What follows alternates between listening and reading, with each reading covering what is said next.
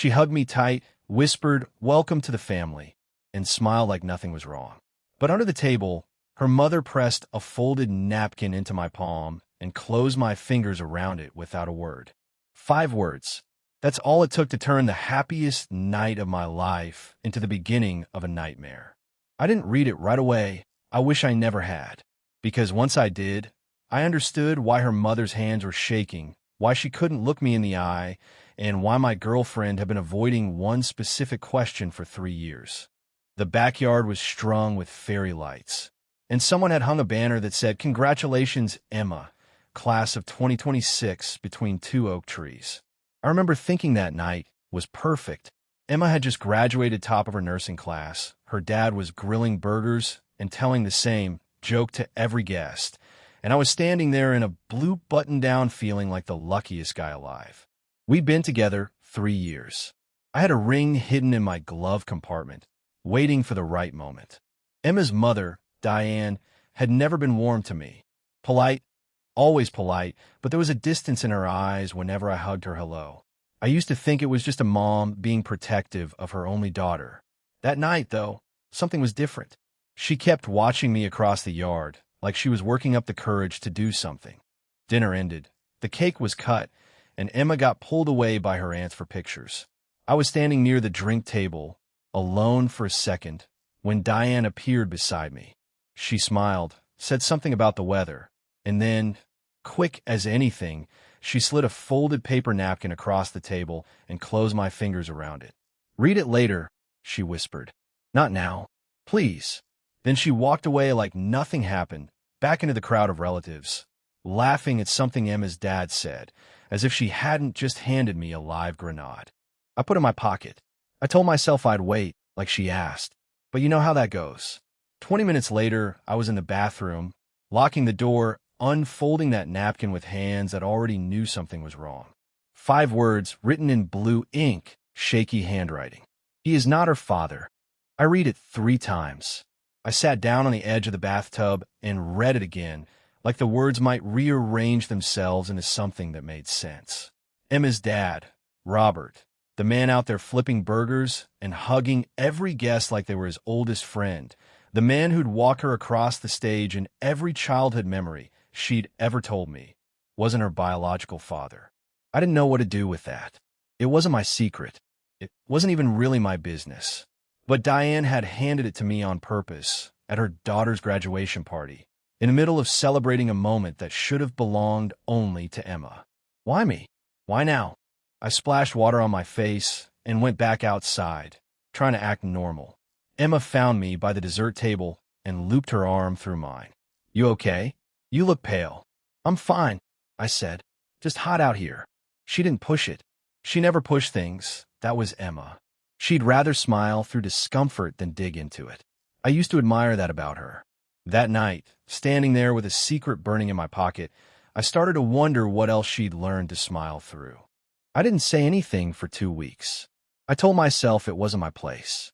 But it ate at me every time I sat across from Robert at Sunday dinner, watching him ask Emma about her nursing boards, watching him get emotional talking about his little girl. I started noticing things I'd never noticed before. How Emma had none of his features, how there were no baby pictures of Robert holding her as a newborn, only from around age 2 onward. How Diane's sister once made an offhand comment about the summer before Emma was born that made the whole table go quiet. Eventually, I couldn't carry it anymore. I called Diane and asked her to meet me for coffee alone. She looked exhausted before she even sat down. "You read it," she said. "It wasn't a question." "I did. I'm sorry. I know it wasn't mine to know." She wrapped both hands around her coffee cup like she needed something to hold on to. "I've been carrying this for 24 years, she said. "I was engaged to someone else before Robert. It ended badly, and I found out I was pregnant right after. Robert came into my life a few months later, fell in love with me, and chose to raise Emma as his own before she was even born. He's never once treated her like she wasn't his. Not once. So why tell me? Why not just let it stay buried?" Her eyes filled with tears. "Because Emma's biological father reached out to me last month. He's sick. He wants to meet her before he dies, and he wants me to tell her the truth first." I don't know how to do that without breaking her heart, without her looking at Robert differently, without losing the only family we've built. I panicked that night. I saw you, and some part of me thought, if her partner knew, if you knew, maybe you could help me find the courage to tell her myself. I didn't want her finding out alone. I sat there stunned. This wasn't gossip or scandal. This was a woman drowning in a decision she'd been avoiding for over 2 decades, and she'd reached for the nearest steady hand, which happened to be mine. I've watched a lot of family channels, the kind where dads step up in impossible situations, hero dad stories, that kind of thing, and I always thought those stories were about someone else's family, not mine. But sitting in that coffee shop, I understood for the first time that Robert was exactly that. A man who chose to be a father every single day for 24 years, when biology gave him every excuse to walk away. I told Diane the truth had to come from her, not from me, and definitely not from a napkin passed at a party. But I promised I'd be there for Emma when it happened, whatever way it landed. 3 days later, Diane sat Emma down at the kitchen table and told her everything. I was in the next room, close enough to hear Emma's voice crack, far enough to give them privacy.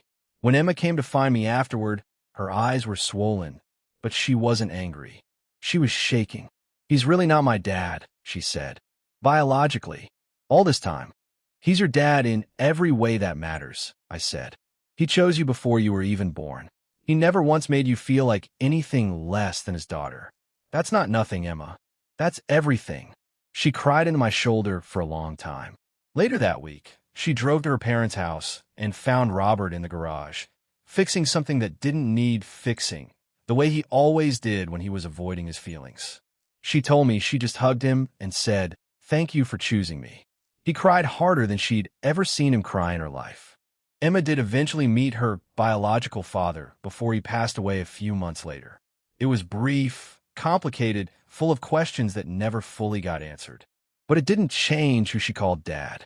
It didn't change who walked her down the aisle 8 months later, when I finally used that ring I'd been carrying around since the night of that party. At the wedding, Robert gave a toast, and he said something I'll never forget. He said family isn't the blood that starts you, it's the people who stay. I looked over at Diane, who caught my eye and gave me a small, grateful nod, like we shared something now that neither of us would ever have to explain to anyone else. That 5-word note nearly broke a family apart. Instead, it ended up proving just how strong that family already was. Sometimes the truth doesn't destroy love, it just asks it to prove itself. And the people who show up anyway, who choose you again and again with no obligation to, those are the ones worth calling family.